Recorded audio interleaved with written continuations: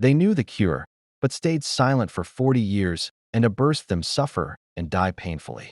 In 1932, Tuskegee, Alabama, hope arrived disguised as medical help. Doctors promised poor black men free treatment, food, and burial insurance. Around 600 men joined, believing life would finally improve for families. They were told they had bad blood and would receive care. But beneath those promises hid a horrifying truth never revealed. Many men were already suffering from a deadly disease, syphilis. Doctors knew the diagnosis but chose silence over treatment. Instead, they observed the disease slowly destroy their bodies. These men were no longer patients. They became human test subjects. Years passed, and the disease consumed their bodies without treatment. Some went blind, others lost sanity, many died painfully. Families watched helplessly as loved ones deteriorated without real treatment. Then came the 1940s. Penicillin was discovered as a cure. Hope existed, but the men in Tuskegee were never told.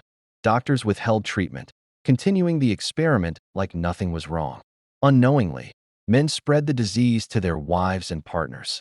Children were born infected, carrying pain they never understood. Still, no authority intervened to stop the suffering. The experiment continued silently for over 40 devastating years. By the end, over 100 men had died untreated. Dozens of wives were infected, and children suffered lifelong consequences. The painful truth: powerful institutions knew and allowed everything. In 1972, a whistleblower exposed the horrifying truth publicly. The nation reacted with shock, anger, and disbelief.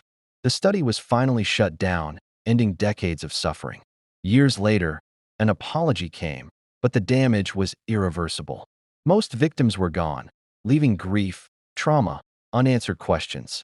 This was not a mistake. It was a betrayal of trust. Without ethics, power can turn medicine into something dangerous. What are your thoughts on this dark chapter in history?